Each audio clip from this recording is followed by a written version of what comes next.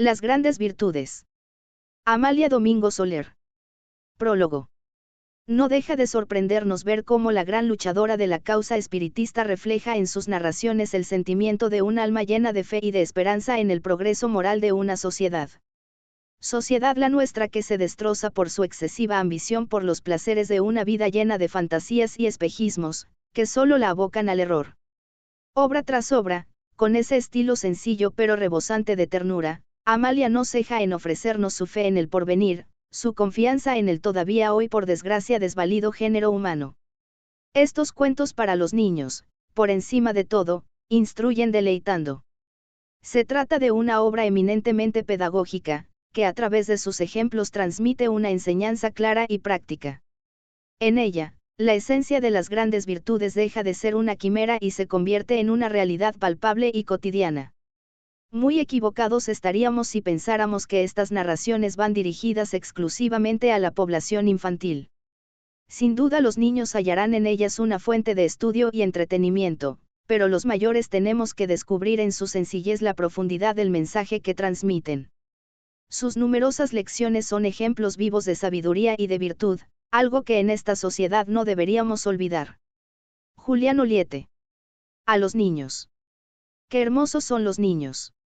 Son mi embeleso, cuando los niños besan Dios nos da besos, porque, los niños son el raudal precioso de su cariño. Cuando los niños miran, hablan sus ojos.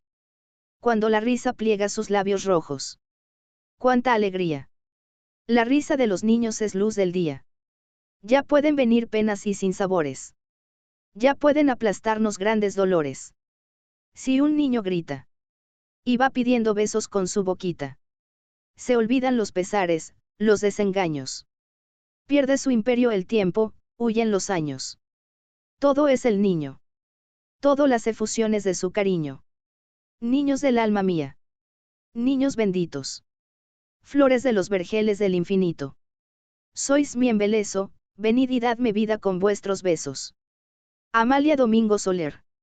La modestia. Ay, mamá. ¿Cuándo nos volvemos a Barcelona? Muchacho. Estás en tu juicio. Acabamos de llegar, como quien dice, y ya te quieres volver.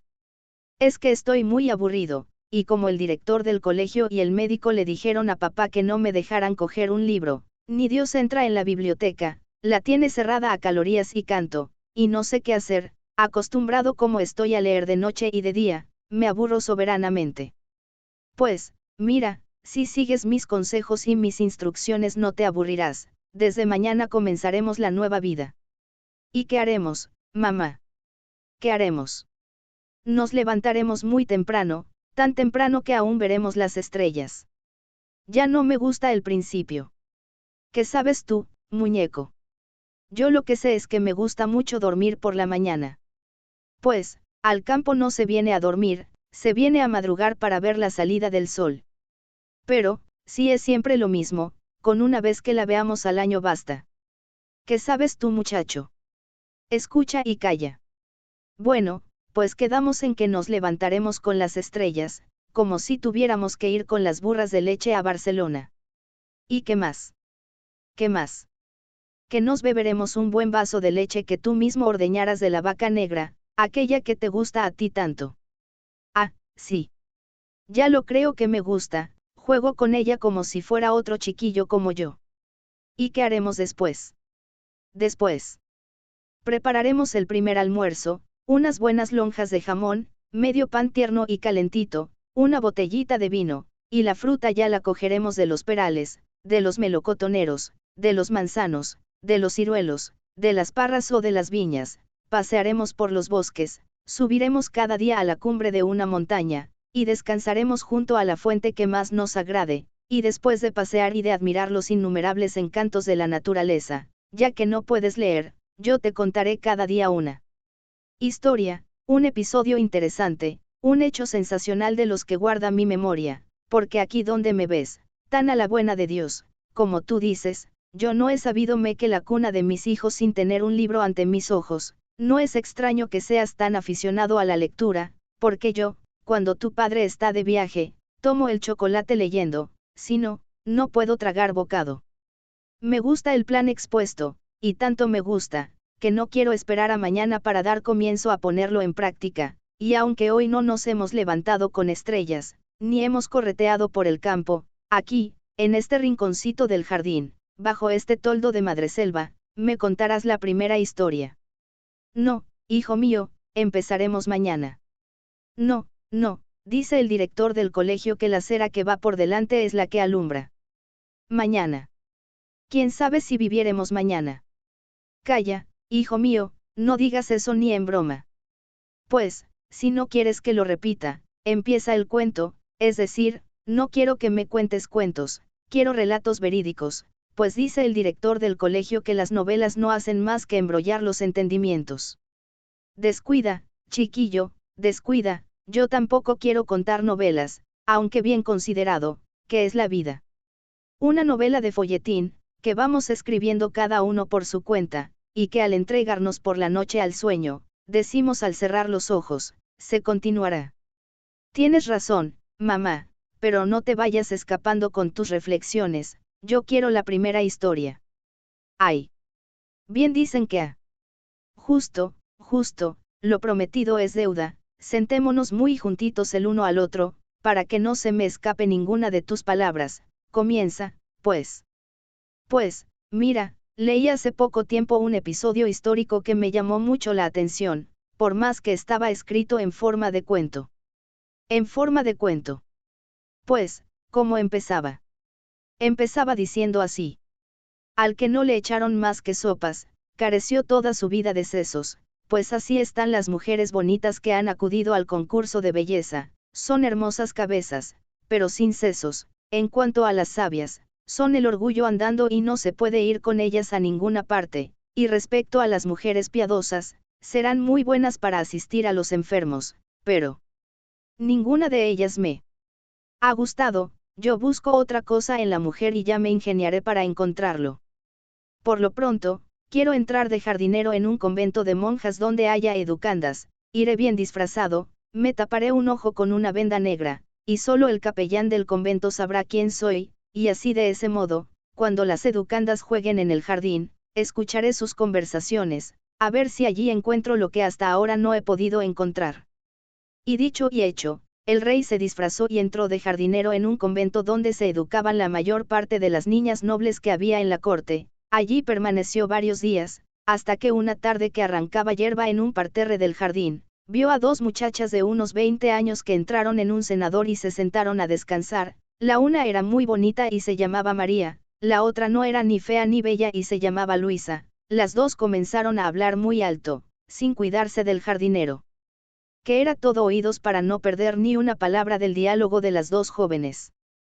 María, que hablaba más que 7, le dijo a Luisa, ¿has visto qué chasco se han llevado las que se presentaron en palacio?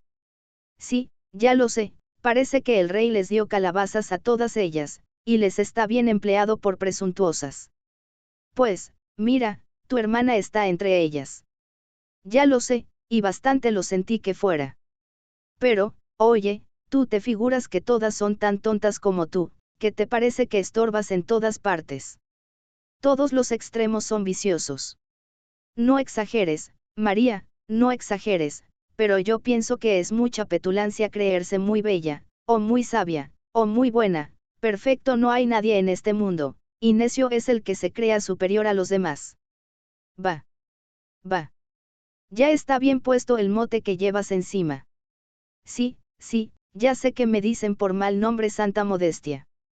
Por mal nombre. Dijo el jardinero entrando en el cenador. Las dos muchachas le miraron y se echaron a reír, diciéndole María. ¿Y a ti, quién te da vela en este entierro? Si la superiora te viera. Ya me voy, buenas tardes, Santa Modestia. Y el rey salió del cenador, más contento que Colón cuando divisó el mundo soñado y pudo decir, tierra. Un mes después se casó el rey con Santa Modestia, diciendo a sus ministros. Ya encontré lo que buscaba, ya encontré una mujer verdaderamente modesta. ¿Cuántas gracias tengo que darle a Dios, mayor que mayor que?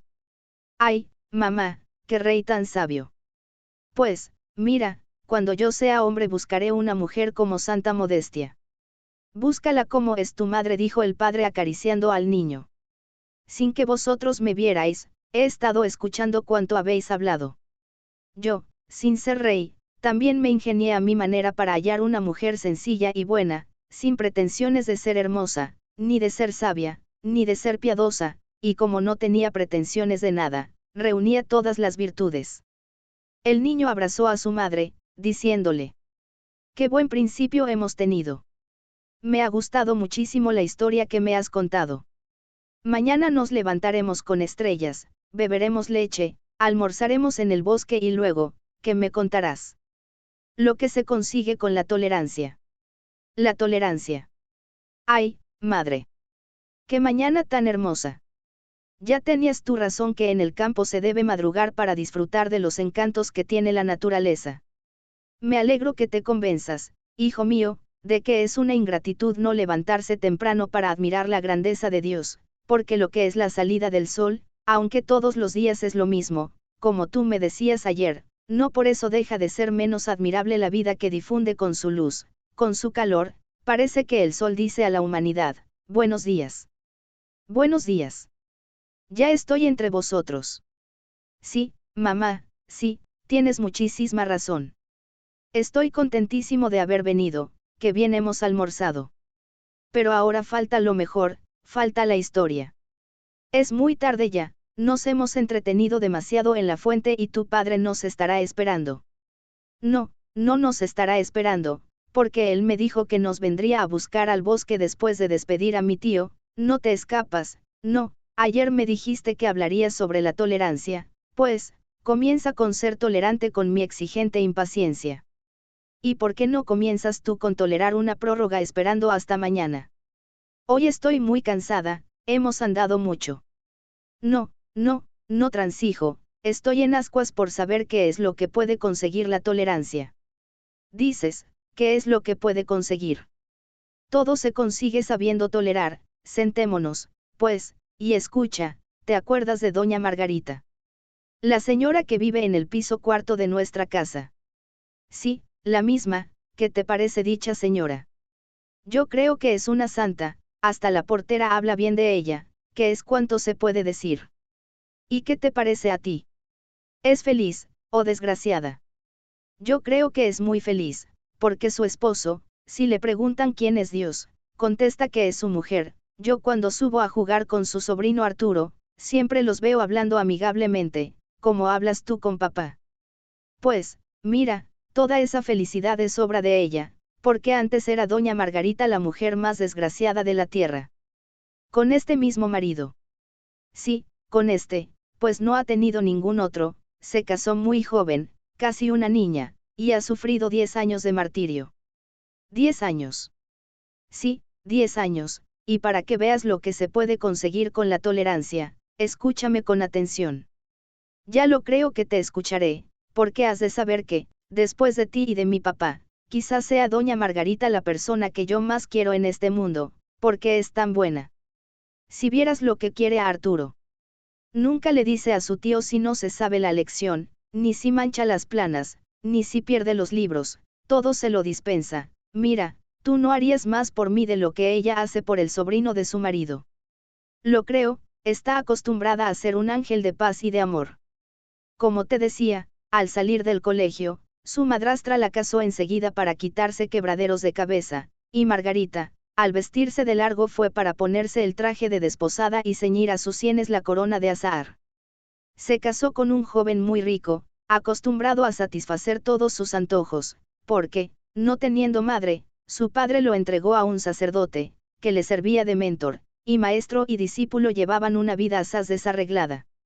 Margarita, después de pasar con su esposo una semana en el campo, regresó a la ciudad muy desilusionada de su marido, porque conoció, aunque tarde, que iba a ser muy infeliz, pero convencida de que su mal ya no tenía remedio, pues no tenía dónde volver los ojos, y animada al mismo tiempo por una esperanza muy consoladora, se propuso tolerar los innumerables defectos de su esposo, a ver si conseguía volver al redil a la oveja descarriada, que por cierto, no tenía el diablo por dónde desecharlo.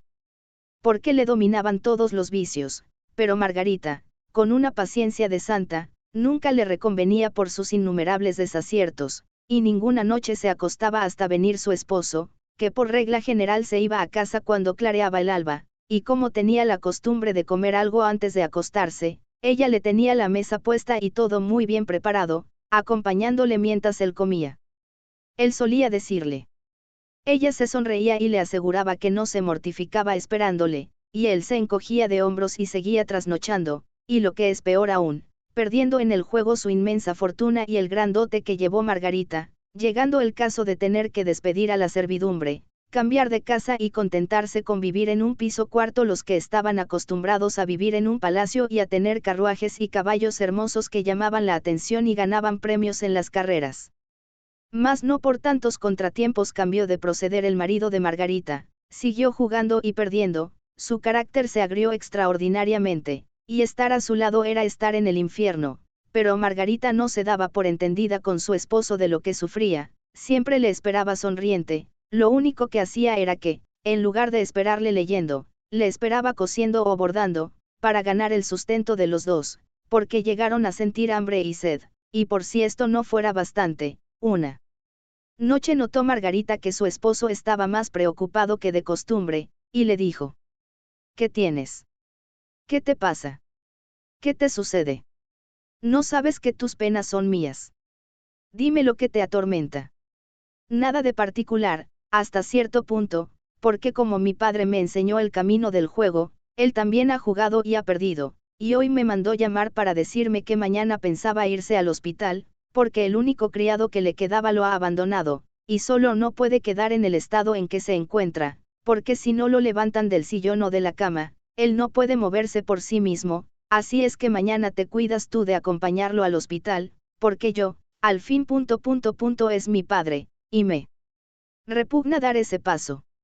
Mañana le dijo Margarita, iré por tu padre y no lo llevaré al hospital. Pues, ¿a dónde lo quieres llevar? ¿A dónde? A casa de su hijo. Pero mujer, si hay días que ni tenemos pan para nosotros. ¿Y eso qué importa? Tu padre morirá en mis brazos, si es que yo no me voy antes, es tu padre, y el padre de mi marido me pertenece. Tanto me da, haz lo que quieras. Al día siguiente Margarita empeñó un colchón de su cama para pagar el coche en el cual colocó al padre de su esposo, al que se dio la mejor habitación de su modesta casa, y le cuidó con el mayor cariño, como la hija más amorosa. El anciano quedó paralizado por completo, hasta el alimento había que ponérselo en la boca, y Margarita, lo que nunca había hecho, recurrió a sus antiguas amistades, a las sociedades benéficas, a los sacerdotes más ricos, a todos pidió auxilio para mantener a su padre político, y durante 2 años fue una verdadera hermana de la caridad. Al fin, el anciano murió en sus brazos, y ayudada del portero de su casa, lo amortajó y lo dejó sobre su lecho, encendiendo 4 velas. Su marido llegó a comer, entró a ver el cadáver, se encogió de hombros y se marchó muy deprisa, y aquella noche Margarita se quedó sola velando al muerto. A la madrugada llegó su esposo, como de costumbre, y Margarita le dijo así: Mira, esta noche no te acompaño mientras cenas, porque no quiero dejar solo a tu padre, ya que es la última noche que lo tenemos aquí. Y se fue a sentar junto al cadáver. ¿Qué sintió entonces aquel hombre? Miró a su esposa, abriendo desmesuradamente los ojos, miró a su padre y cayó de rodillas ante Margarita llorando como un niño, diciendo entre sollozos: Soy un miserable. Me avergüenzo de mí mismo. 10 años de tormento no han vencido el heroísmo de esta mujer. Margarita. Alma superior. Recíbeme en tus brazos, que yo te prometo, ante el cadáver de mi padre, ser tu esclavo. Yo besaré el suelo que tú pises, yo no viviré más que para ti, yo trabajaré, yo arrancaré piedras de las canteras para darte el pan de cada día. Margarita. Perdóname. Margarita estrechó a su esposo contra su corazón, y los dos juntos besaron al muerto, diciendo Margarita: Padre mío, qué pronto me has dado la recompensa. Yo ponía el pan del cuerpo en tus labios, y tú me lo has devuelto dándome el pan del alma. Desde aquella noche memorable, Margarita se ha conceptuado feliz, como su esposo estaba tan bien relacionado, pronto encontró colocación en casa de un antiguo amigo de su padre, y los 10 años de tormento que sufrió Margarita, tolerando los abusos de su marido, le han sido recompensados con la admiración y el respeto de cuantos la conocen. Su marido ha publicado a son de trompetas todos los sufrimientos que ha soportado su esposa con verdadero heroísmo, con evangélica tolerancia, porque nunca tuvo para él una reconvención, ni una palabra ofensiva ni de doble sentido, siempre le respetó y le consideró sin herir en lo más leve su susceptibilidad. Con su tolerancia se ha conquistado un paraíso, ahora vive Margarita en la gloria. El sobrino de su esposo es para ella un hijo, ya ves, hijo mío, todo lo que se puede hacer con la verdadera tolerancia. Tienes razón, mamá, tienes razón, por algo yo encontraba en doña Margarita una atracción tan inexplicable, y era su virtud la que me atraía. Sí, hijo mío, sí, es indudablemente un espíritu superior, porque solo un alma elevadísima puede devolver bien por mal, como ella ha hecho, sin sentir hacia el causante de sus males la más leve aversión, muy al contrario, sentía por su esposo una compasión inmensa, y mientras él más se hundía, más anhelaba ella levantarle. Sabes, mamá, que la tolerancia es una gran virtud. Para mí, hijo mío, es la madre de todas las virtudes, porque el que tolera, perdona, y el que perdona, olvida las ofensas, y olvidándolas, ama. Y mañana, ¿qué me contarás? Ya estoy deseando que llegue mañana. Yo también, dijo el padre del niño apareciendo de pronto ante su esposa y su hijo, y que mañana yo quiero ser también de la partida. Ay, qué bien, papá, qué bien. Lo que me cuenta mamá me interesa más que todo cuanto he leído hasta ahora. Es natural, hijo mío. Tu madre habla con el corazón, y el lenguaje del sentimiento es la música del infinito. Y dicen que la música domestica a las fieras. Eso dicen, con que tú, que eres un hijo muy bueno, mira si te aprovecharán los relatos de tu madre. Qué feliz soy. Entre vosotros llegaré a ser grande. Sí, hijo mío, es grande todo el que quiere serlo, y procuraremos que lo seas por medio del amor, sobre el cual te hablaré mañana. De este modo, mañana será, la mañana del amor. El amor. Qué hermosa mañana. Mamá. Papá. ¿No estáis vestidos todavía? Muchacho, le dijo su padre, tu madre ha pasado muy mala noche, y ahora está, descansando, no alborotes. Y me quedaré sin paseo, sin almuerzo al aire libre y sin historia. Eso no puede ser. Vaya si podrá ser, saldrás conmigo, por complacerte, te acompañaré a la fuente que tú quieras, beberemos un buen vaso de agua fresquita, y así se nos aumentará el apetito, y volveremos a casa con más hambre que 20 cesantes juntos. Tu madre ya estará levantada y almorzaremos en paz y en gracia de Dios, y mañana será otro día. No me conformo, yo quiero que mamá se levante. Eres muy exigente, pues yo no quiero que se levante. No os enfadéis, haya paz entre los príncipes cristianos, como dicen los predicadores católicos, dijo la señora, saliendo de su alcoba, a medio vestir, y abrazando a su esposo y a su hijo. Siempre serás la misma, siempre te dejarás gobernar por este muchacho tan malcriado. No te enfades, hombre, no te enfades, a quien mejor puedo complacer que a mi hijo. Sí, papá, sí, no te pongas serio conmigo. Anda, mamá, anda, vístete pronto y vámonos por esos campos de Dios. Poco después salieron los tres y pasearon por el bosque, almorzaron, y junto a una fuente se sentaron muy contentos, en particular el niño, que tan pronto acariciaba a su padre como a su madre, diciendo alegremente, pues, es muy natural lo que te sucede, dijo el padre. Ya lo creo, replicó la madre, como que todo el año estás en el colegio, menos el corto plazo de las vacaciones, no disfrutas de nuestro cariño, que es inmenso. ¿Y por qué me tenéis en el colegio? Yo, creo, mamá, que aprendo más una hora hablando contigo, que toda una semana hablando con el maestro, y si es con papá, me sucede lo mismo, cuando me habla de historia natural, de geometría, de aritmética y de cuanto me enseñan en el colegio, le entiendo a él mucho mejor que a los profesores. Por una temporadita todo marcha bien, pero después los niños tomáis demasiada confianza y se pierde todo lo ganado, los padres no servimos para enseñar. Ni las madres tampoco, el amor no es buen maestro. ¿Qué dices, mamá? Lo que oyes. Las madres y los padres somos demasiado indulgentes, ¿no ves que somos los que más y mejor queremos en la tierra? Está demostrado que el hombre más rudo y degradado se regenera ante la cuna de su hijo, cuenta, creo que Catalina, que conocía a un borracho incorregible, que vivía en una de las buhardillas de su casa, que diariamente se embriagaba y diariamente daba una paliza a su pobre mujer, que sufría en silencio la brutalidad de su marido. En aquel hogar, sin fuego, nació un niño, y el borracho se quedó asombrado mirando a su hijo, sin dejar por esto de apalear a su compañera, mas llegó una noche en ocasión que la pobre mujer tenía al niño dormido en sus brazos, y como estaba tan acostumbrada a los malos tratos de su marido, instintivamente cubrió al pequeñuelo con su delantal y con sus brazos, y le dijo a su esposo, y el borracho, apoyando el dedo índice en sus labios, murmuró, ¡ay, qué bonito es eso, mamá! Tienes razón, hijo mío, dijo el padre muy conmovido. Se quiere a los hijos sobre todas las cosas de este mundo, por eso dice tu madre muy bien, ni la madre es buena maestra, porque es demasiado indulgente, y si no, Bart Cincoina, que era un espíritu tan desengañado, tan enemigo de sensiblerías, mira lo que refiere pintando el amor de una madre. ¿Qué dice, mamá? ¿Qué dice? Que un joven tenía una novia tan celosa y tan exigente, que le dijo un día a su prometido. Y el joven, ciego por su pasión loca, mató a su madre, le arrancó el corazón y echó a correr para llevar a su amada el sangriento presente, mas en su vertiginosa carrera se cayó y le dijo el corazón de su madre, ¡ay, mamá!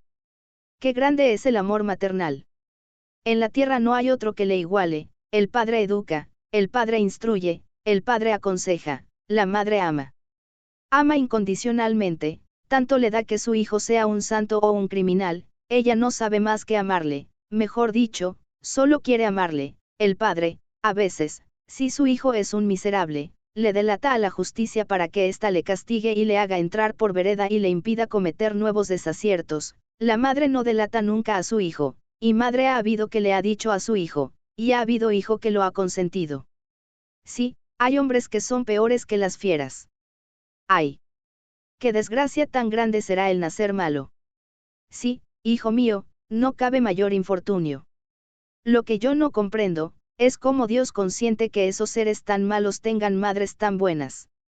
Porque los enfermos más graves son los que necesitan los mejores médicos, y un criminal es un enfermo gravísimo, es un ciego que no llegaría a ver la luz si no tuviera quien le amara. ¿Te acuerdas el año pasado, cuando estuvimos visitando aquel penal de mujeres? Tú me dijiste, mirando a una señora que estaba bordando junto a un balcón. Y yo te dije, sí, sí que me acuerdo. Pues, no te equivocabas en tu juicio, aquella mujer, criada en la opulencia, rodeada de todas las comodidades y de todos los honores, casada, y madre de un libertino, de un desequilibrado, de un malgastador, que mató a disgustos a su padre y arruinó completamente a su madre, coronó su obra robando y matando a un rico banquero, y su madre hizo huir al matador, y con el puñal ensangrentado se presentó al juez, diciendo: «Hele justicia», como es muy natural, se apoderó de ella. La familia del banquero asesinado empleó toda su influencia para conseguir lo que consiguió, que la matadora sufriera la condena de prisión perpetua, y ella entró en la galera tranquila y serena. Como era tan buena, sus carceleras y sus compañeras decían siempre, y hace más de un mes que cayó enferma, y al médico y al confesor les dijo, y murió aquella infeliz, rodeada de sus compañeras, que decían a voz en grito: «Sí que lo fue, ¿y tú qué dices, hijo mío?» «Ah, papá de mi alma. Yo pienso en el hijo y no sé qué siento por él. Compadécele, hijo mío, compadécele, su madre, sí pecó, por amor, es verdad que dejó libre a un criminal, pero, ay, ese criminal lo había llevado escondido en sus entrañas, había recibido su primera sonrisa, su primera mirada, había escuchado esa frase divina que suena en el oído de las madres más armoniosamente que todos los cantos de los ruiseñores, cuando él le dijo, había sostenido sus primeros pasos, le había enseñado a rezar, le había preguntado. Y el niño había extendido su diestra y señalando al cielo había dicho, aquella mano, luego, con el transcurso de los años, se había levantado armada de un puñal, mas para su madre no existía el asesino, no existía más que su hijo, aquel niño que tantas veces se había refugiado en sus brazos, y salvó a su hijo. Bien dices, mamá, bien dices, que solo las madres saben amar. Sí, hijo mío, en la tierra, madre y amor son sinónimos. Y es la verdad, la generalidad no cree que es amor más que el lazo que une al hombre y a la mujer, lazo por el cual se crea la familia, y el amor tiene tantas y tantas demostraciones, que éstas son innumerables. ¿Acaso pueden contarse las gotas de rocío y los granos de arena que hay en los arenales? No, pues tampoco se pueden contar las manifestaciones del amor, porque todo ama, desde los astros hasta los insectos. Creo que fue Flammarion el que dijo que. ¿Y cómo, reinando el amor, los hombres cometen tantos crímenes?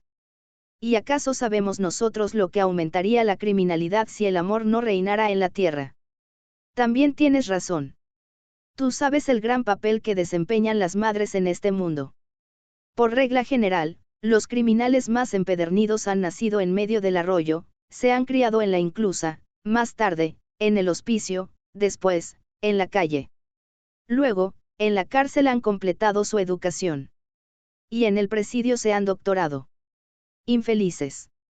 ¡Ay, qué feliz soy yo de haber nacido entre vosotros! Y el niño abrazó a sus padres llorando de alegría. Sí, hijo mío, bien puedes llamarte dichoso, tu padre y yo no tenemos otra aspiración que educarte, que instruirte, que hacerte amar todo cuanto te rodea porque amando serás bueno, y la sabiduría te vendrá por añadidura, como premio a tu amor al prójimo. Y mañana, ¿sobre qué hablarás? Sobre la caridad, que es una hija predilecta del amor. Y se practica la caridad, mamá. Sí, hijo mío, a medias. A medias. Sí, a medias, porque a su sombra se hacen muy malas obras, pero es aquello, y yo quiero que tú me enseñes a ser caritativo de verdad.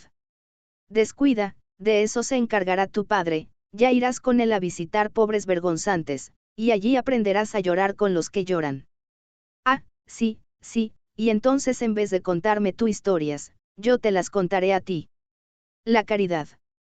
¿Qué madrugador te has vuelto, muchacho? No dejas descansar a nadie en la casa. ¿No sabes que una de las obras de caridad es no molestar al que duerme? Ah. También la caridad se mezcla en esas pequeñeces. No son tan pequeñeces como tú crees, te parece que es poco molesto quitarle a uno el sueño, sin necesidad. Se debe respetar el descanso de todos, y no porque tú te empeñes en madrugar, has de obligar a los demás a que abandonen su lecho antes de lo acostumbrado. Bueno, mamá, bueno, ya tendré cuidado de no hacer tanto ruido, y mira, lo mejor será que salgamos cuanto antes, que ya papá nos alcanzará, porque yo, la verdad, no sé estarme quieto pensando en las cosas buenas que tú me vas a contar referentes a la caridad. Ay, hijo mío, si estuviera hablando un siglo sobre el mismo asunto, me quedaría doble y, aún triple que contar de las hazañas que puede hacer la caridad. La madre y el niño salieron al campo y no anduvieron mucho, pues el chiquillo estaba impaciente porque su madre diera comienzo a su relato. La madre lo comprendió así y empezó diciendo. El célebre orador eclesiástico don Vicente Manterola, dijo una vez, en el púlpito, que la caridad era un mar sin orillas, y créete que en aquel momento le inspiraba el Espíritu Santo, porque sin duda ninguna, la caridad encierra en sus prácticas evangélicas todo lo grande, todo lo sublime, todo lo armónico, todos los sacrificios y toda la abnegación que se puede pedir a un alma buena. Muchos creen que las obras de caridad se reducen a no negar una limosna al pobre callejero, a visitar a los enfermos en el hospital, a repartir ropa a entrada de invierno a los pobres que se mueren de frío, y aunque todo eso es muy bueno, las obras de caridad abarcan mucho más. Más que vestir al desnudo y dar posada al peregrino. Sí, hijo mío, porque el hombre no solo se mantiene con el pan del cuerpo, necesita también el pan del alma. Ese que dan los sacerdotes en el acto de la comunión. No, hijo mío, ese es un formalismo religioso, útil para los creyentes de esa religión, pero el pan del alma a que yo me refiero es muy distinto. ¿Y qué clase de pan es ese? ¿De qué se compone? No tienes aún edad suficiente para que yo pueda explicarte los componentes de ese pan espiritual, por más que ya pareces un hombrecito y se puede hablar contigo con toda seriedad. Así, pues, Solo te diré que no consisten únicamente las obras de caridad en dar de comer al hambriento, en dar de beber al sediento y en dar posada al peregrino, como tú dices. Caridad es no divulgar los defectos de nuestro prójimo, no meter cizaña con nuestras habladurías en nuestra familia ni en nuestros amigos. Caridad es aconsejar oportunamente a los que están ofuscados por malos pensamientos, evitando que el fuego del odio avive la llama de la venganza. Caridad es interesarse por el bien ajeno y llegar hasta el sacrificio por ver a otro feliz, ocultando la parte que uno ha tomado en la solución de aquel problema. Entonces, la caridad es el alma de la vida. Justamente, tú lo has dicho, bien dice el refrán, que ¿te acuerdas de tu tía Esperanza? De la hermana de papá. Ya lo creo que me acuerdo, porque me quería mucho, y debe estar en el cielo, porque era muy buena. No lo sabes tú bien, dejó de ser feliz, porque otra mujer lo fuera. Cuéntame eso, que debe ser muy interesante. No es muy a propósito en tus cortos años hablarte de amores, pero como el ejemplo es bueno, te contaré a grandes rasgos el episodio más culminante de la vida de tu tía Esperanza. Parece que la estoy viendo, tan viejecita. Siempre vestida de blanco. Su traje simbolizaba la pureza de su alma. La casaron muy joven con un anciano, y al año de casada quedó viuda, dueña de una inmensa fortuna, pero muy delicada de salud. Para recobrarla, le ordenaron unos baños y se trasladó a un balneario, donde acudían los débiles y los anémicos. Los bañistas la recibieron muy bien y pronto se captó las simpatías de todos por su sencillez y su amabilidad. Entre los enfermos había una jovencita a la cual los médicos habían condenado a muerte, por su extremada debilidad. Efectivamente. Amelia era una flor que se había marchitado sin abrir, y tu tía Esperanza le tomó mucho cariño, porque no tenía madre, y ella le hacía las veces de hermana mayor, y Amelia depositó en ella sus inocentes secretos.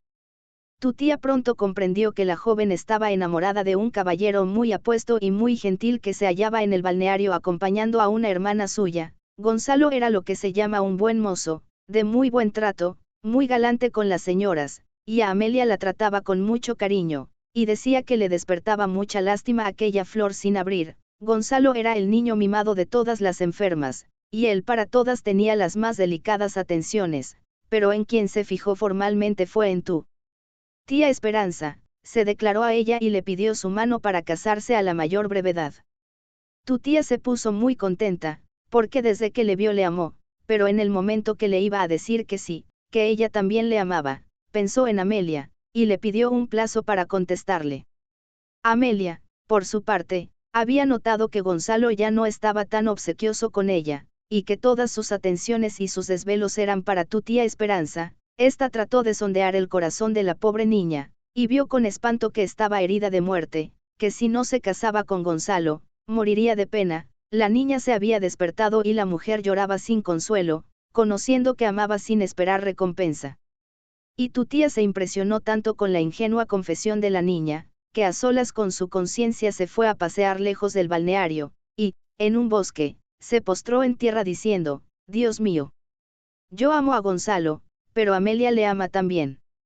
Yo puedo hacerla dichosa uniéndola al elegido de su corazón, en cambio, yo no seré feliz si causo la muerte de Amelia. Pobrecita. No tiene madre, me ha abierto su corazón y me ha dejado leer en él. Yo no puedo ser dichosa causando su desgracia. En cambio, si la veo feliz, daré gracias a Dios por haberme sacrificado en bien de ella. Mayor que, y acto seguido llamó a Gonzalo y le dijo.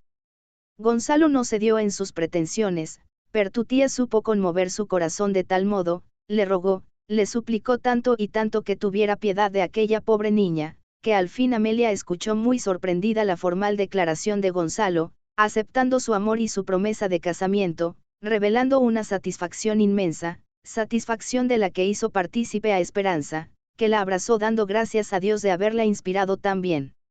Algunos meses después Amelia se casó con Gonzalo. Tu tía fue la madrina de boda, y Amelia ignoró siempre que debía su dicha a una obra de caridad. Muchos hijos llenaron su hogar. Su marido fue un hombre de bien, que nunca le reveló el sacrificio que habían hecho tu tía y él por hacerla dichosa, porque en realidad los dos se amaban, pero jamás se arrepintió tu tía de su obra de caridad, porque se horrorizaba al pensar en la muerte de Amelia, que hubiera apelado hasta al suicidio al perder la esperanza de unirse a Gonzalo. Ya ves, hijo mío, hasta dónde llegan las obras de caridad. Lo llenan todo. Es verdad, hijo mío, lo llenan todo, ejercen su poder junto al lecho de un hospital y al pie de un trono. Si Dios hablara con la humanidad, podríamos decir que la caridad es el idioma de Dios. Y obra de caridad será también enseñar al que no sabe. Ya lo creo, una de las obras de caridad más importantes es despertar las inteligencias y hacerlas pensar en su pasado, en su presente y en su porvenir. Entonces los sacerdotes y los maestros hacen obras de caridad enseñando lo que saben a los niños y a los hombres. Ya lo creo que sí, aunque unos y otros reciben por lo que enseñan alguna retribución, y la verdadera obra de caridad, la mejor, es aquella que se practica sin estipendio ninguno, es hacer un bien sin esperar más recompensa que la íntima satisfacción de haberlo hecho. Pues, yo quiero hacer muchas obras de caridad, para estar contento de mí mismo, como lo estuve el otro día, que di al hijo del mozo de cuadra mi caballo de madera y mi elefante de cartón. Y yo estuve más contenta que tú y el agraciado, porque un juguete con máquina para un niño pobre, es un placer inmenso por lo inesperado. A los niños pobres se les da generalmente golosinas o pan en abundancia en las grandes festividades, pero juguetes de valía, no, y cuenta tú que a los niños les hacen más falta los juguetes que el comer. Sí que es verdad. Tú, hijo mío, no has carecido de ellos. Pero me he fijado mucho en los niños que me miraban cuando me paseaba en mi caballo de madera. Y muchas veces te he dicho que he roto los sables y las escopetas y no los he roto, los he dado a los niños que pedían limosna.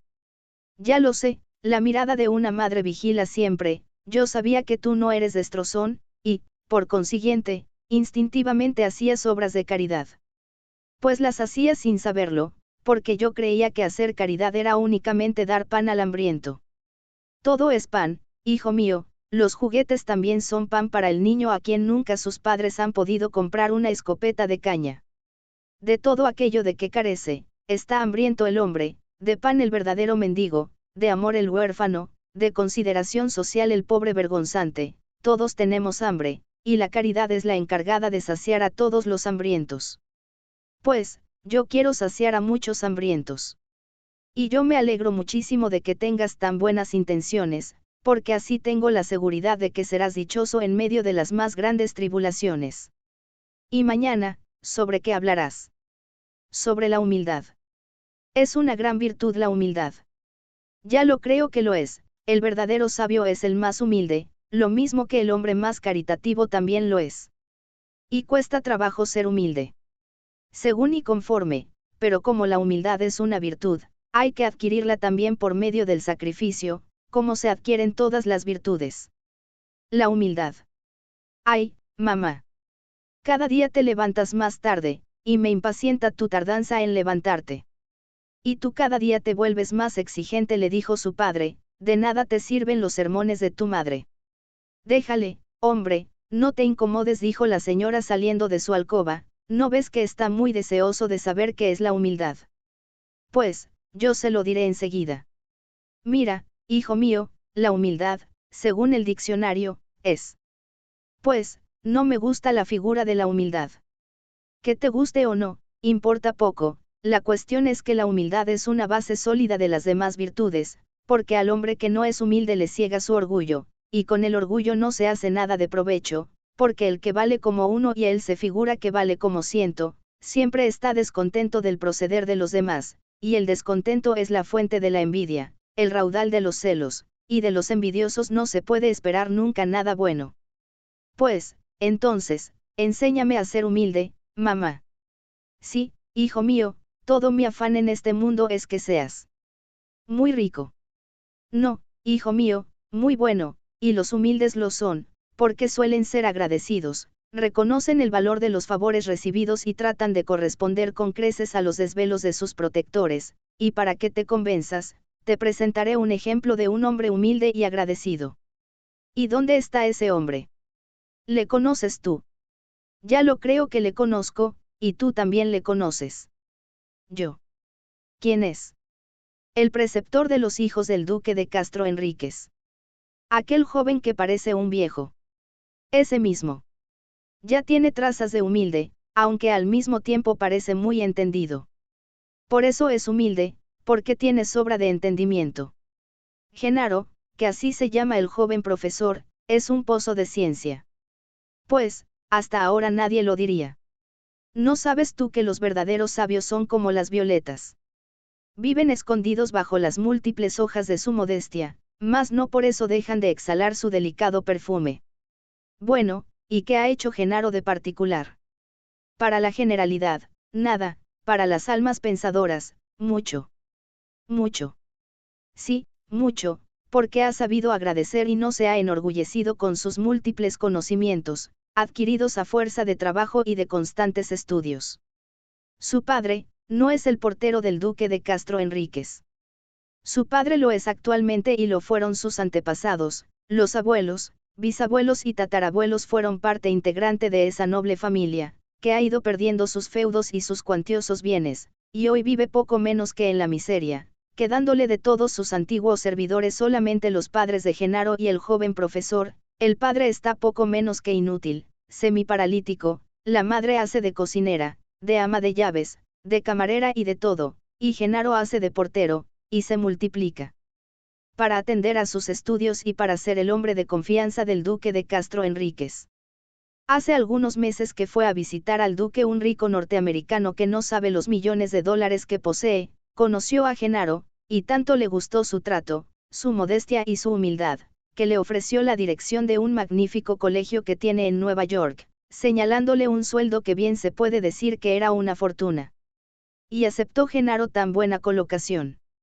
No, no la aceptó, por no abandonar a la noble familia a cuya sombra habían vivido sus antepasados, y por no dejar a su padre, del cual es Genaro sus pies y sus manos, porque él le viste, él le desnuda, él le lee los periódicos, él le levanta, él le acuesta, él es el lazo que le une a la vida, es lo que se llama un buen hijo.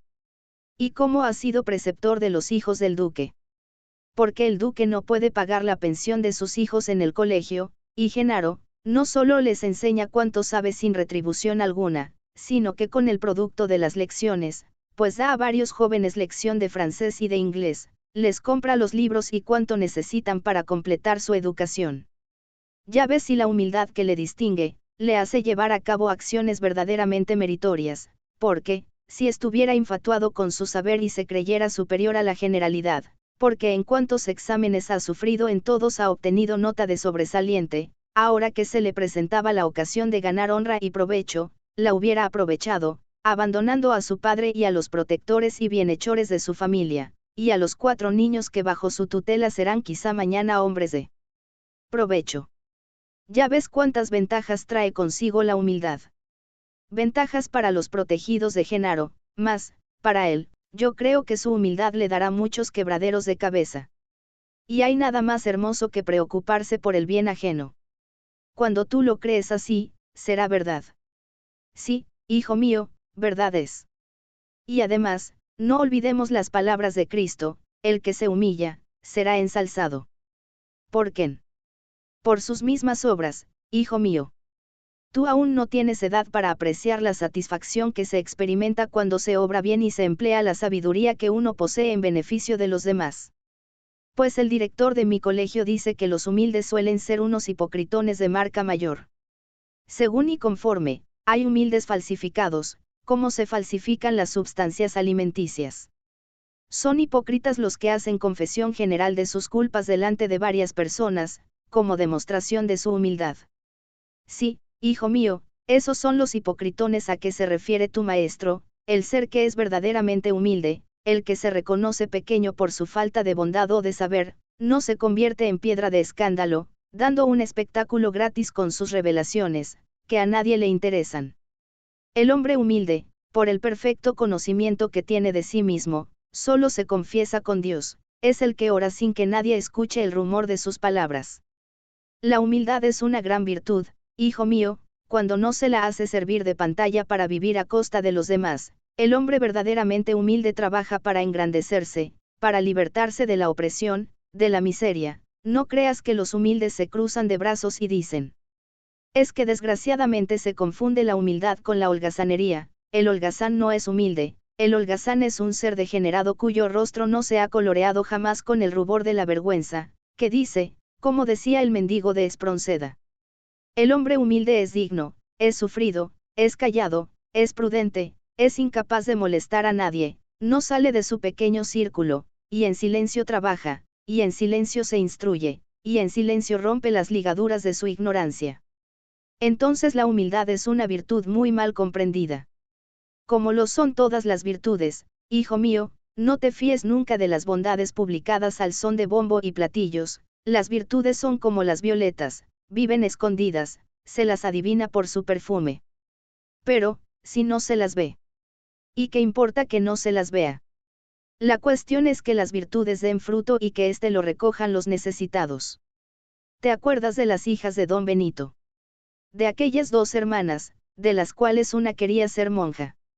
Sí, y a simple vista, ¿cuál te parecía más buena?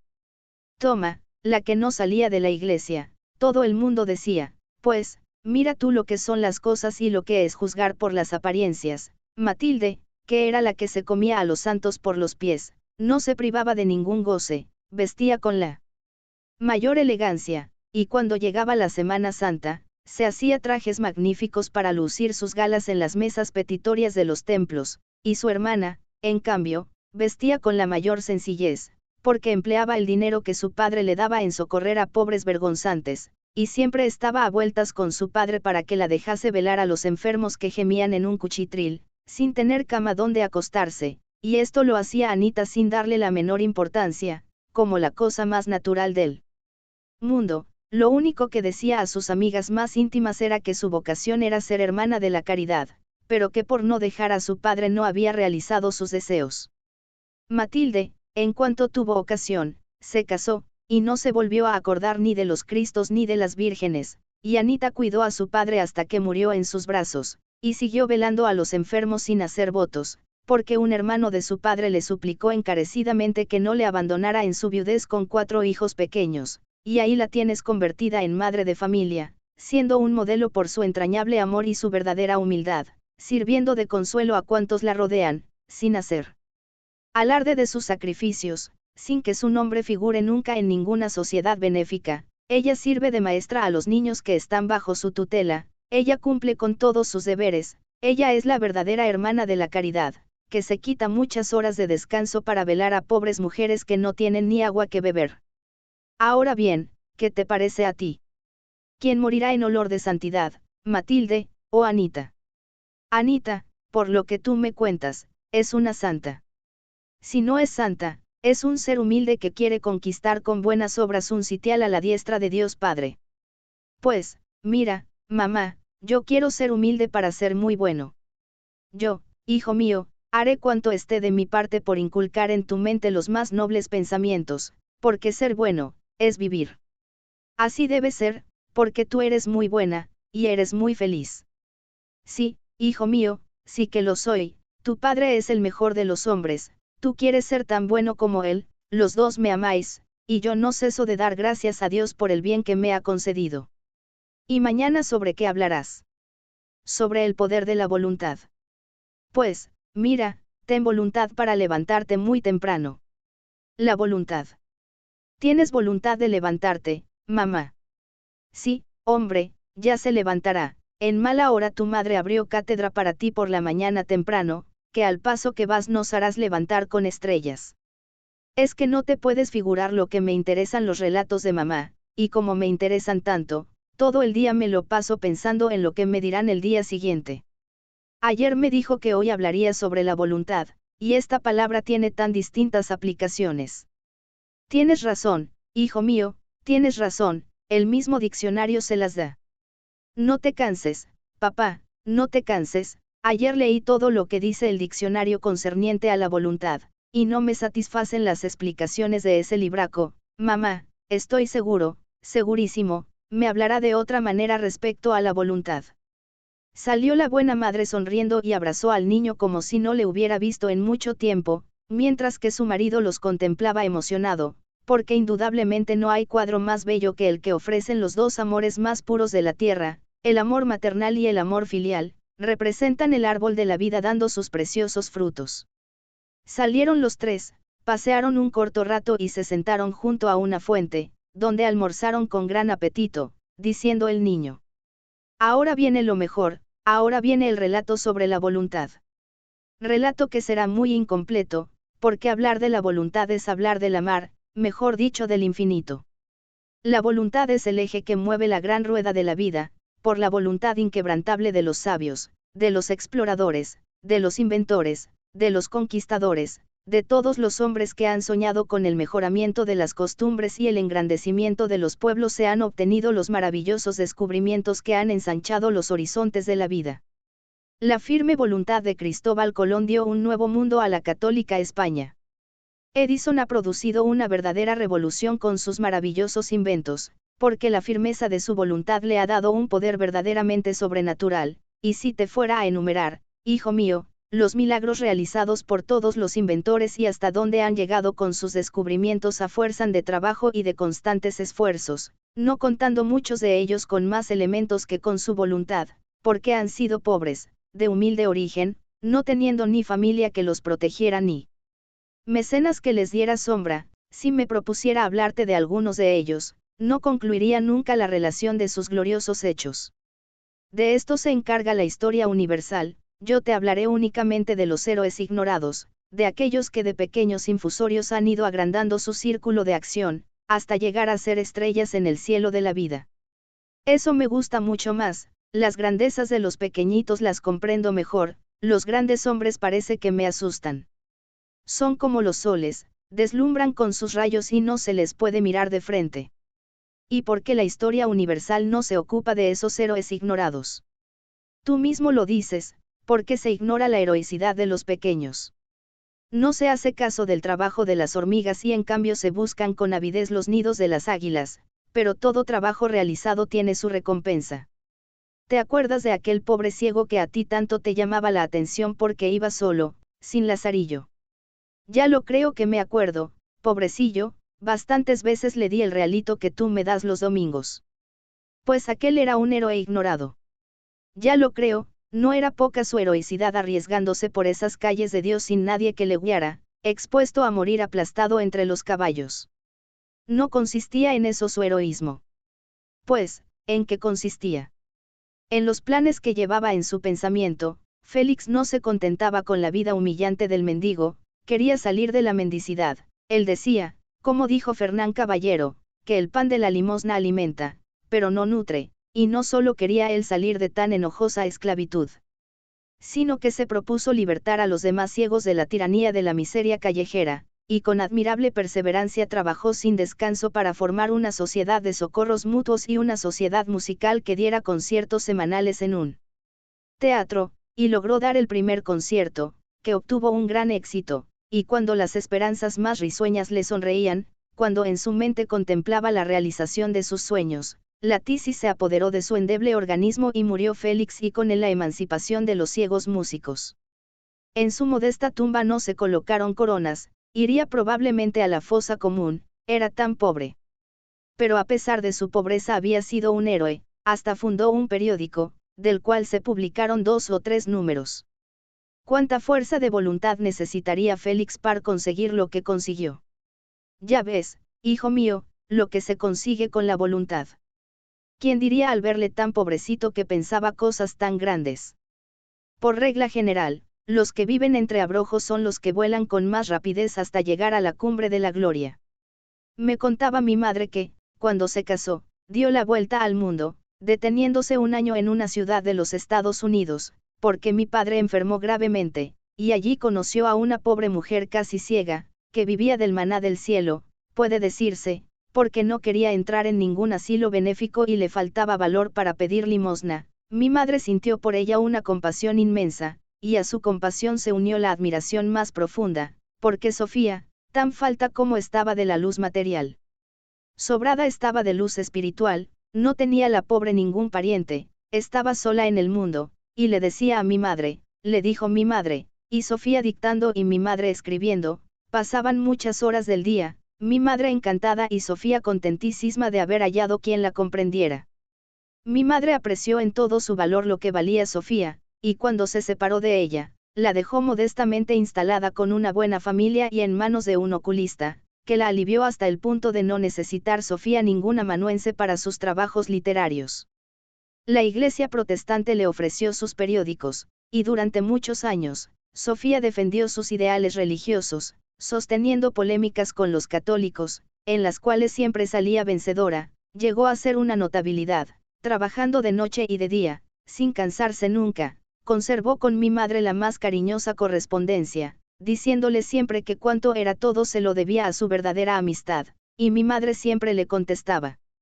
Siguieron correspondencia muchos años, y casi simultáneamente murieron mi madre y Sofía. Esta última consiguió con su perseverancia crearse una gran familia entre los protestantes, que le dieron honrosa sepultura y dedicaron a su memoria sentidos artículos.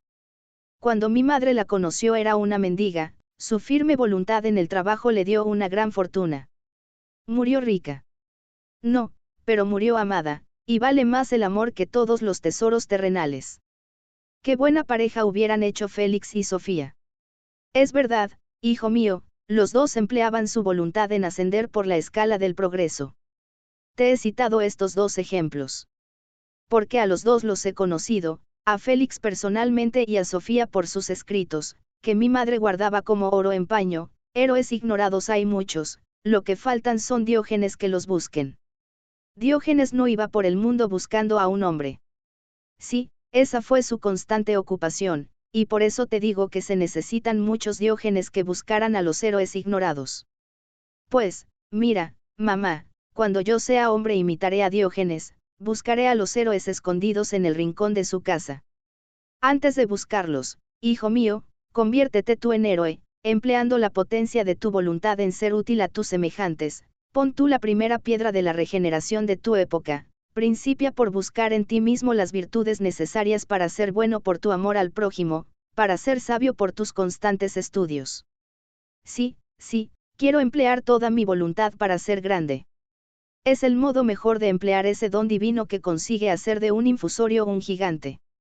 Yo te lo confieso, hijo mío, no me llaman la atención los sabios que han pasado su infancia y su juventud en buenos colegios y en grandes universidades, porque su sabiduría ha nacido entre flores, puesto que han tenido a su disposición todos los elementos necesarios para instruirse y engrandecerse. En cambio, un infeliz que apenas sepa leer y se dedique a investigar y a querer solucionar los problemas científicos, este me inspira profunda admiración, porque comprendo el esfuerzo que hace su voluntad. Tienes razón, mamá, tienes razón, y oye, la voluntad empleada en el ahorro también será muy provechosa, ¿no es verdad? Ya lo creo que lo es. Mira, ¿te acuerdas de doña Felisa? Aquella que tenía una casita muy blanca con muchas gallinas y muchos palomos. Sí, aquella que nació tan pobrecita que desde la tierna edad de 5 años recorría las carreteras recogiendo el estiércol, que vendía a los jardineros. A los 9 años entró en una granja para guardar ovejas, ganando 30 reales al año, de los cuales no gastaba ni un céntimo, porque iba sin zapatos ni medias, y el colono de la granja le daba de comer y la ropa usada de una de sus hijas.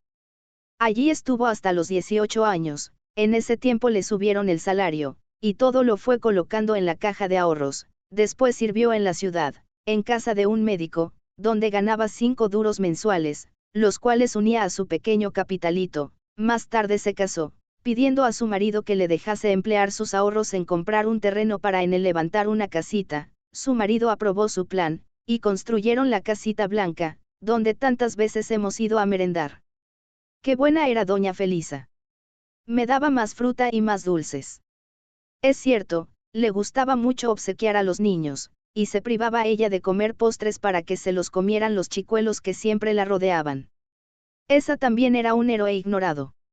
También, hijo mío, también, porque empleó su voluntad durante muchos años en ser una hermana de la caridad, cuidando a su marido, que tenía una enfermedad muy mala, y ella le cuidó con el mayor cariño de día y de noche. Tú has conocido a muchas personas buenas, las vas buscando. Sí, hijo mío, porque las personas buenas son los soles que dan calor a la humanidad. Y tú me irás diciendo dónde están esas almas tan generosas que emplean su voluntad en hacer el bien. Ya lo creo que te lo diré, pues yo sostengo lo que dijo Fernán Caballero en una de sus novelas. ¿Y qué dijo? ¿Y mañana, sobre qué hablarás, mamá? Sobre la templanza. Ya estoy deseando que llegue mañana. La templanza. Papá, ayer estuve leyendo el diccionario, y dice que la templanza es una de las 4 virtudes cardinales, que modera los apetitos y uso excesivo de los sentidos, sujetándolos a la razón, que es la moderación y continencia de la ira, cólera u otra pasión. Pues, mira, hijo mío, dijo su madre apareciendo entonces, el diccionario está muy parco en las definiciones que da de la templanza, porque esta es una virtud quizás superior a todas las virtudes, pues se asegura con su práctica la paz y la tranquilidad del hogar doméstico, que es la paz más difícil de conseguir. Es más fácil a veces suspender las hostilidades entre dos ejércitos beligerantes, que implantar el reinado de la templanza en una familia mal avenida. Pues, ¿qué? En todas las casas, no viven como vivimos nosotros. No, hijo mío, nosotros estamos en el cielo, y la mayoría de los terrenales viven en un infierno. Vámonos, mamá, vámonos a paseo y debajo de los pinos me contarás los milagros que hace la templanza. Tú lo has dicho, hijo mío, hace verdaderos milagros una mujer que no se encoleriza y que opone a las contrariedades la prudencia y la serenidad, para no caer vencida en las rudas tormentas de la vida. Recordarás que, más de una vez, mirando el álbum de familia, te has fijado en el retrato de una mujer muy bella y me has preguntado, sí que recuerdo mi pregunta y tu lacónica respuesta, pues invariablemente me has contestado. Entonces, hijo mío, eras muy pequeño y no te podía contestar de otra manera, hoy, aunque eres muy niño, pareces un hombrecito ya, y se puede hablar contigo detallando más los hechos, y puesto que mi propósito es presentarte tipos reales para que aprendas en ellos a practicar las virtudes, te contaré a grandes rasgos la historia del original de aquel retrato que siempre te ha llamado la atención. Siempre, mamá, siempre, y muchas veces, sin decirte una palabra, cojo el álbum y miro la imagen de aquella mujer, que, según tú dices, fue una santa. Ya lo creo que lo fue, yo te lo aseguro. Conocí a Isabelina cuando las dos éramos niñas, estuvimos juntas en el colegio algunos años, e Isabelina era el juez de paz en todas las contiendas de las chiquillas. Tan sufrida, tan callada, tan prudente, que cuando mi madre la sacó del colegio, le dijo la directora, Isabelina se despidió de sus compañeras llorando amargamente, parece que la pobre presentía la suerte que la esperaba. ¿Qué? Fue muy desgraciada. Mucho, hijo mío, para ella este mundo fue un verdadero valle de lágrimas. Pues, ¿qué le pasó? Al parecer nada de particular, porque se casó enseguida con un señor muy rico, muy guapo y muy distinguido, y hacían los dos una pareja que llamaba la atención. Él se casó con Isabelina subyugado por su hermosura, porque fue la mujer más hermosa de su tiempo. Un año después de casada, Isabelina fue madre de un niño enteco y enfermizo, que a los pocos meses de nacer comenzó a padecer accidentes horribles que degeneraron, con el transcurso de los años, en convulsiones nerviosas, debilitándose tanto su organismo, que cuando andaba se tambaleaba como si estuviera ebrio, y sus pies iban cada uno por su lado, cayéndose con la mayor frecuencia. Isabelina, al ver a su hijo tan desgraciado, se consagró por completo a ser su amorosa enfermera, en cambio, su padre nunca salió con él porque se avergonzaba de que aquel infeliz fuera su hijo. ¡Ay, mamá! ¡Qué malo era ese hombre! No le juzgues, hijo mío, Dios le juzgará. Y tuvieron más hijos. Sí, 2 más, un niño más defectuoso que el primero, con los pies vueltos hacia adentro y las manos sin poder hacer uso de ellas, teniendo que darle de comer hasta su mayor edad, y una niña muy bonita, pero tan pequeñita y tan a medio crecer, que durante un año ni pudieron vestirla, estaba siempre envuelta en algodón en rama, y solo podían lavar su cuerpecito con aceite de rosas. ¡Ay! Pobre madre. Ya lo puedes decir, hijo mío, pobre madre.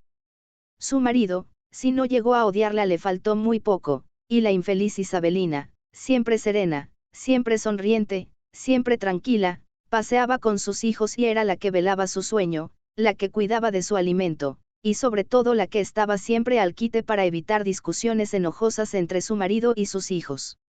Siempre estaba alerta, siempre estaba en guardia aplacando el carácter irascible de sus hijos, siempre defendiendo las intemperancias de su esposo, alegando que tenía motivos sobrados para estar disgustadísimo, porque sus negocios bursátiles le iban de mal en peor, y así pasó Isabelina los mejores años de su vida, despreciada de su marido, que se pasaba meses enteros sin dirigirle la palabra, si le hablaba era para maldecir la hora en que se había casado con una mujer que le había dado por hijos 2 fenómenos y una chiquilla de pasta de merengue. Isabelina nunca le contestó, cuando le veía más furioso se iba al cuarto de sus hijos, los estrechaba contra su corazón y lloraba por dentro, para que sus hijos no comprendieran su horrible sufrimiento. No es posible que yo te cuente la vida de martirio que llevó Isabelina, sus parientes todos le aconsejaban que se separase de su marido, y ella respondía sencillamente, y así fue. Isabelina casó a su hijo mayor y no permitió que se separara de ella. Su marido, aunque tarde, comenzó a comprender lo que valía su esposa, que nunca tuvo una queja para sus constantes desvíos, siempre le dirigió la más dulce sonrisa, inculcando en sus hijos el más tierno cariño hacia su padre. Pero Isabelina no tenía el cuerpo de hierro, y tantos años de lucha y de sufrimiento concluyeron por lesionar su corazón, y al fin se postró en su lecho para exhalar su último suspiro. Y entonces su marido, ¿qué hizo? ¿Qué hizo? Lo que era natural que hiciera, entonces lloró lágrimas de sangre, entonces, postrado ante Isabelina, le decía, pero sus quejas y sus ruegos fueron inútiles. Isabelina murió como había vivido, sin exhalar una queja, sonriendo como deben sonreír los ángeles al gozar de la presencia de Dios. Sus hijos la cubrieron de flores. Su marido se quedó como un idiota, de pronto, se estremecía, y caía de rodillas, diciendo. Algunos días después del entierro, en aquel hogar donde la templanza de Isabelina había mantenido el fuego sagrado, que resta calor y vida a las familias terrenales, se desencadenó la más horrible tempestad. El hijo mayor acusó a su padre de la muerte de su madre y le dijo que no quería vivir más tiempo al lado de un asesino, y por consiguiente, que huía de él como se huye de un genio maléfico, y la hija, en cuanto se casó, abandonó a su padre, y el pobre padre se quedó con su segundo hijo. Porque éste por sus defectos orgánicos no cabía en ninguna parte, y aquí tienes una familia deshecha, después de haber estado unida quizá 30 años, resistiendo sus miembros grandes vicisitudes, porque pasaron de la opulencia, del lujo y del fausto a la más modesta medianía. Una débil mujer retuvo en torno suyo a 3 seres díscolos y desagradecidos, porque de sus 3 hijos ninguno se parecía a ella, todos tenían el carácter de su padre, y este lo único que hacía era emprender largos viajes, pero siempre volvía a su casa. Isabelina era el imán que le atraía. Ya ves si la templanza es una gran virtud. Ya lo creo que las hay. ¿Crees tú que si no las hubiera habría tantas familias unidas en la tierra? Pero, todos los hombres son tan malos como el marido de Isabelina. No, hijo mío, afortunadamente no abundan esos seres tan egoístas y tan presuntuosos que solo se fijan en la belleza del cuerpo. La generalidad de los hombres y de las mujeres, ni son muy malos ni son muy buenos, son medianías, pero la templanza es la varita mágica que suelen manejar los padres de familia para educar convenientemente a sus hijos. El director de mi colegio siempre está a vueltas con la templanza, y él dice que necesita hacer acopio de ella para manejar a tantos toritos como tiene a su cuidado. Y dice muy bien el buen señor, ¿crees tú que se necesita poca templanza para no dejarse dominar por la ira, teniendo que aguantar las impertinencias de los niños mal educados y las exigencias de muchos padres peor educados aún? Pues, yo no quiero hacer rabiar a mi maestro, porque es muy bueno.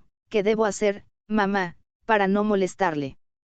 Cuando estés a su lado, hazte cargo que estás al lado de tu padre, ni más ni menos, que si tu padre es el padre de tu cuerpo, un buen maestro es el padre del alma. Y cuando los hombres estén más civilizados y por consiguiente esté más educado y más desarrollado su sentimiento, los maestros serán miembros de las familias, y así como hoy se respeta a los abuelos y estos son los compañeros cariñosísimos de los niños, los maestros tendrán centenares de nietos que todos se apresurarán a demostrarles su cariño y su respeto filial. Y llegarán los hombres a ser tan buenos. Ya lo creo que lo serán, no tienes más que leer la historia de los pueblos. En los países civilizados, se arrojan los herejes a las fieras. Ay, no, gracias a Dios. ¿Se oye hablar de ningún auto de fe? No, mamá, no. Pues, así como hoy somos mejores que ayer, mañana seremos mejores que hoy, no te quepa la menor duda. Empleando la templanza, no es verdad. Justamente, ella es la mejor compañera de la humanidad, no deja desarrollar ni el odio ni la venganza, en un lugar donde reine la templanza, no habrá crisis violentas, no habrá desesperaciones, ni conatos de suicidio. ¿Y qué te parece, mamá? Estoy yo predispuesto a la templanza. Aunque no lo estuvieras, viviendo como vives arrullado por el inmenso amor de tus padres, no tendrás más que flores en tu camino. Y esas flores no tendrán espinas. No, hijo mío, tu padre y yo se las arrancaremos.